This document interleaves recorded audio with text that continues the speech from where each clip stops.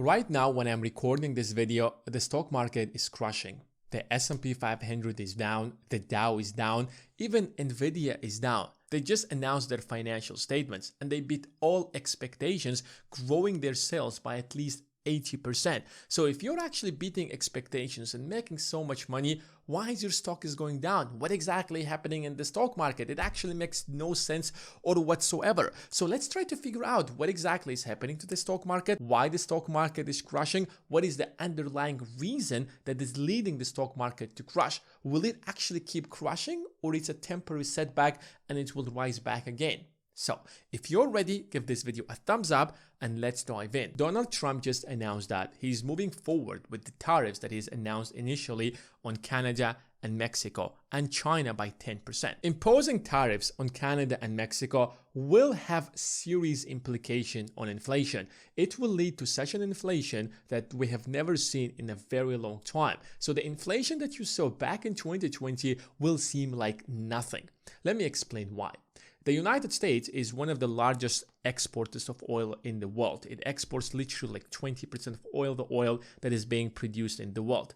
On the other side, the United States imports a lot of oil, and most of that oil is being imported from Canada and Mexico. In fact, Canada represents like 52% of all the imports of oil to the United States. And that leads yourself to ask yourself a question.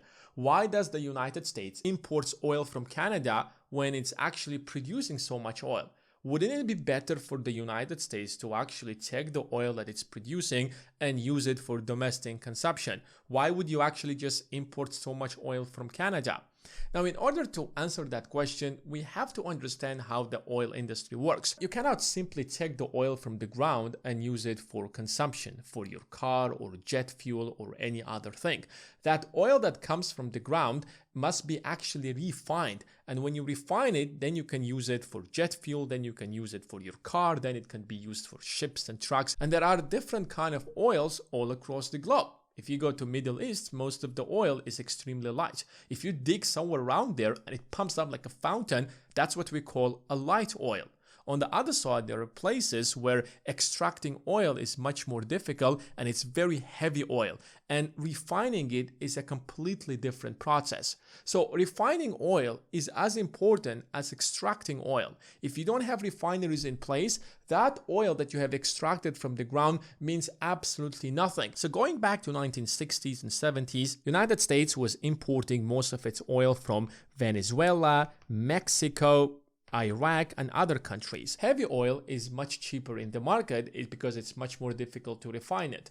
Light oil is much more expensive because it's much cheaper to refine it. So if you go back to 1960s, 70s and 80s, most of the oil companies in the United States started thinking in the long run.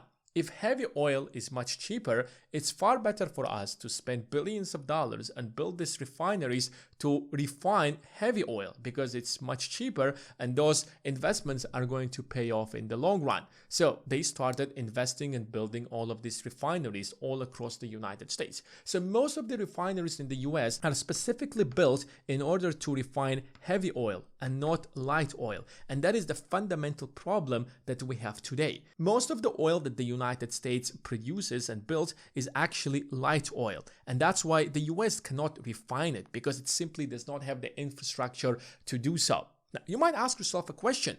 Why don't we build the refineries in order to refine light oil?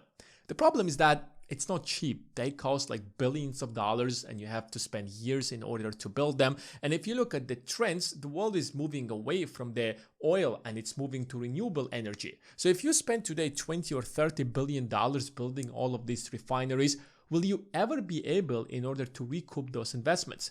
And if you can't, it's going to take you like 30, 40, 50 years. Who are the investors who are willing to spend so much money to do so? Well, I don't think we have investors who want to actually spend, I don't know, billions of dollars today only to make their money 50 years later. Good luck finding such investments. So United States mostly produces light oil, but its neighboring country called Canada, that the United States recently refers to as the 51st state of the United States, but it's not yet the 51st state.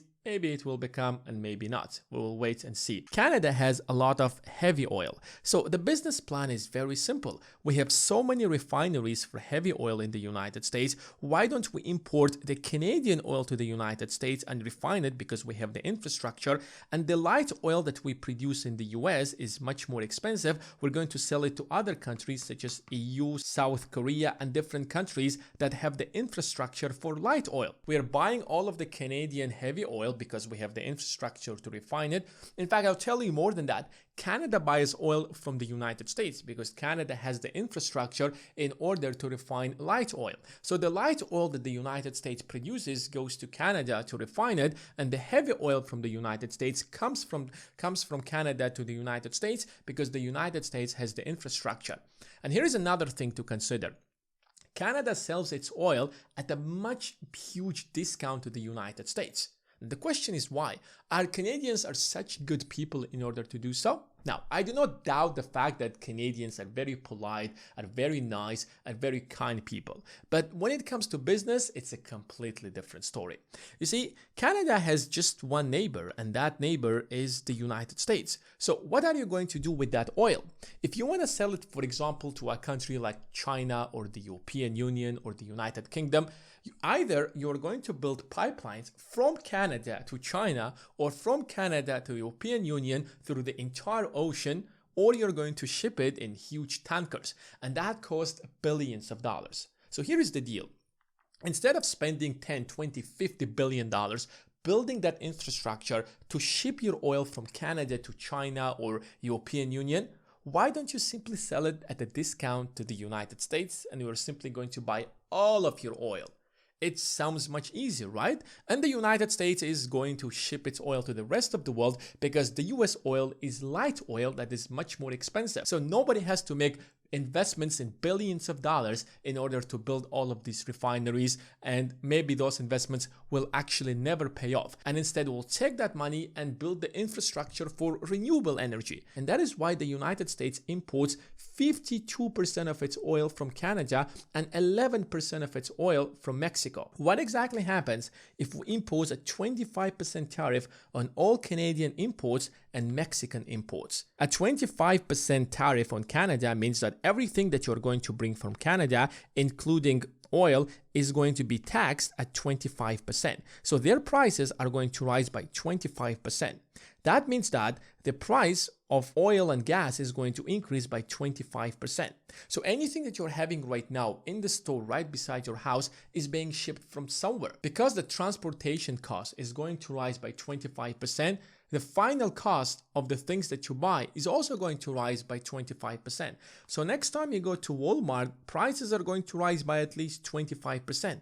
And when prices rise, that's what we call inflation. But there is another problem. The United States right now is the largest producer of oil in the world. It produces more oil than Saudi Arabia, Russia, Canada, and it accounts for 20% of all the oil that is being produced in the world. Other countries on whom the United States is going to impose tariffs, they are also going to impose tariff on the United States. So when the US oil is going to go to European Union, for example, and they impose a 25% on the US oil, the price of oil or the US oil is going to rise. If Mexico is going to impose a 25% tariff on the United States because it has imposed a 25% on Mexico, the US oil coming to Mexico is going to rise.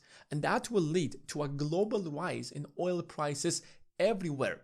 And when oil prices rise everywhere, what do you think happens? There is a global mass inflation, leading prices everywhere, not just in the United States, but across the globe to rise. But there is also a third problem. United States roughly imports around $3 trillion worth of products every single year. And you can clearly see a couple of countries. 15% of all the imports are coming from China. 15% of all the imports are coming from Mexico, and almost 14% of imports are coming from Canada. So these three countries, you can say, represent almost 45% of all the imports to the United States. So if the United States is going to impose tariffs on all these three countries, then everything that is being brought from these three countries, their prices are going to increase by at least 25%. Donald Trump has also proposed the idea of imposing a 25% tariff on EU. And EU countries represent at least 25% of all the imports in the United States. So suddenly you will find out that the prices of 75% of everything that is being imported to the United States, their prices are going to go to the roof and will increase by at least 25%. And when you look at the market, you have local manufacturers and you have foreign manufacturers. And local manufacturers are going to raise their prices in order to match the prices of foreign manufacturers. In simple words, that is going to lead to high inflation. So the question is that how does high inflation impacts the stock market? If you can answer that question, you will find out why the stock market is crashing right now. First of all, high inflation leads to high interest rates. Most of the companies, most of the businesses rely on borrowing money in order to do their projects. So if you look at any business, Microsoft, Apple, Google, Nvidia, any of those companies, they borrow billions of dollars every single year and they invested in new projects. They invested in building new factories, in hiring more people and growing their entire infrastructure and making money. And when you're increasing interest rates because inflation is so high, what do you think happens? The cost of borrowing money becomes much more expensive. So those companies are going to borrow less money, which means that they will spend less money, which means that they will make less profits. And that leads to lower stock prices. The second problem of high inflation is that it leads to less corporate profits. Imagine you're a business. It doesn't matter whether you're a huge business or a small business and there is high inflation. What are you going to do? Now, your expenses are going to rise one way or another. You might have to actually increase wages in order to attract talent. So your expenses are going to grow.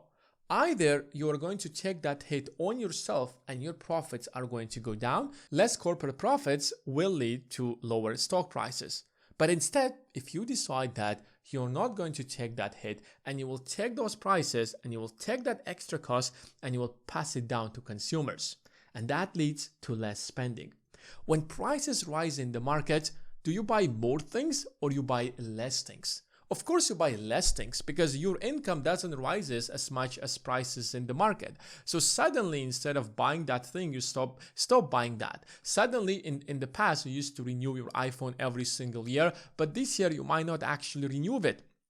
Instead of buying the type of groceries in the past of good quality products, you buy less quality products. Instead of buying more, you buy less. And less spendings means that those corporations who are selling you stuff are going to make less money, which means that they will make less profits, which means that their stocks are going to fall. And that is why the stock market right now is crashing, because investors are worried that the tariffs that Donald Trump has imposed is going to lead to high inflation, and that high inflation is going to destroy corporate profits, and that's why they are selling their stocks right now, and the stock market is tanking down and down.